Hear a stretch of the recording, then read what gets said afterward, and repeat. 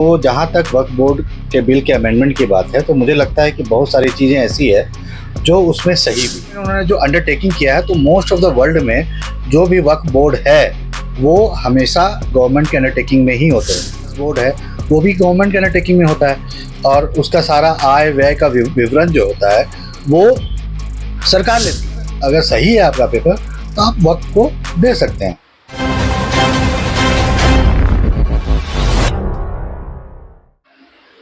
वक्फ board bill सदन में पास कर दिया गया है, जिसके बाद कई मुस्लिम समुदाय के लोग विरोध कर रहे हैं और कुछ मुस्लिम सपोर्ट भी कर रहे हैं। अब हम डॉक्टर आरिफ भट्ट से जुड़ेंगे और उनसे जानेंगे कि इस वक्फ बोर्ड बिल पे उनका क्या राय है। आरिफ जी, सदन में पास किया गया है वक्फ बोर्ड बिल जो है, लेकिन कई मुस्लिम समुदाय के लोग हैं जो इसका विरोध कर रहे हैं, कई विपक्षी पार्टी भी हैं जो विरोध कर रहे हैं, मगर इसमें आपकी क्या राय है, क्योंकि आप भी एक मुस्लिम समुदाय से भी जुड़े हुए हैं। देखिए, वक्फ बोर्ड बिल जो है इससे पहले भी मुझे लगता है 2013 में, 1959 में, 1955 में पहले भी इसमें अमेंडमेंट हो चुका है। तो उस समय कांग्रेस की सरकार थी और अमेंडमेंट हुआ था। अब भाजपा की सरकार इसमें अमेंडमेंट लाई है। तो जहाँ तक वक्फ बोर्ड के बिल के अमेंडमेंट की बात है, तो मुझे लगता है कि बहुत सारी चीज़ें ऐसी है जो उसमें सही भी है। क्योंकि देखिए, अगर आप उठा के देखें, वक्फ बोर्ड के पास मान लीजिए बहुत सारी संपत्ति है, लेकिन उन संपत्तियों का यूज़ कहाँ हो रहा है? वक्फ का मतलब क्या है? वक्फ का मतलब है कि अल्लाह के राह पर हम अपना डोनेशन दे रहे हैं। चाहे आप अपना ज़मीन दे रहे हो या प्रॉपर्टी दे रहे हो, जो भी हो आप अल्लाह के नाम पर दे रहे हो। और उनको यूज़ कहाँ करना है? उनको यूज़ करना है यतीमों के बीच, गरीबों के बीच, महिलाओं के बीच, या जो पिछड़े हैं उनके बीच। लेकिन आप ही बताओ कि कितने लोगों को यूज़ मिल रहा है, कितने लोगों को बेनिफिट मिल रहा है। अब आप एक एग्ज़ाम्पल उठा के देखा जाए तो अंजुमन इस्लामिया वक्फ बोर्ड के अंदर में आती है। और अंजुमन इस्लामिया के ऐसे बहुत सारे प्रॉपर्टीज़ हैं जहाँ पर, अच्छी जगह पे प्रॉपर्टीज़ है जहाँ पर भाड़ा 200 रुपये लिया जा रहा है, 300 रुपये लिया जा रहा है। अब बताइए, वो जब उस प्रॉपर्टी से आपको हज़ारों मिल सकता है, 20,000, 50,000, लाख रुपए मिल सकता है, आप उससे 200-300 रुपये उठा रहे हैं। तो आप बताइए उससे क्या बेनिफिट मिलने जा रहा है गरीबों को? और किनको मिला है?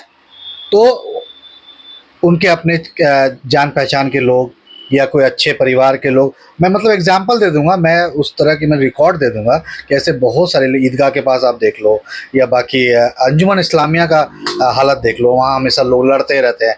तो गवर्नमेंट इसको अपने अंडर में ले रही है, अंडरटेकिंग में ले रही है। मुझे पता है कि मुस्लिम भाइयों को इसमें प्रॉब्लम हुआ है, ठीक है, क्योंकि उनसे कंसेंट लेना ज़रूरी था।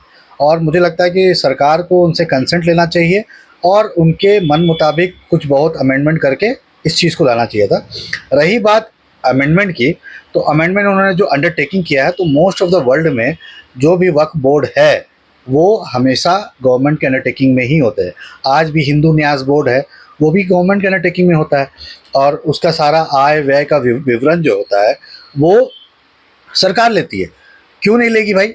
आप जो भी आपका मान लीजिए परचेज हो रहा है, सेल हो रहा है, आपका आमदनी हो रहा है, आप खर्च कर रहे हैं, उसका आपको कम से कम रिकॉर्ड तो रखना चाहिए ना। आपका कम से कम दोनों के बीच में जो आय व्यय का विवरण है उसको डिजिटलाइजेशन होना चाहिए ना। तो वो डिजिटलाइजेशन अब सरकार करेगी।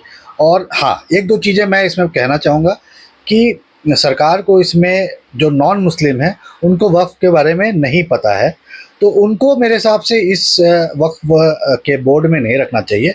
उनको एक एडवाइजरी कमेटी बना के उस एडवाइजरी कमेटी में उनको शामिल कर देना चाहिए। दूसरा, उन्होंने जो एक चीज़ किया है कि आप जब किसी मुस्लिम में कन्वर्ट होते हैं तो आपको 5 साल का वक्त नहीं, क्योंकि मेरा पैसा है, मेरा प्रॉपर्टी है और मैं अगर वक्फ देना चाहूँ तो ऑन पेपर अगर सही है आपका पेपर तो आप वक्फ को दे सकते हैं। डोनेशन देने में किसी को रुकावट नहीं होना चाहिए और सरकार भी रुकावट नहीं करना चाहती है।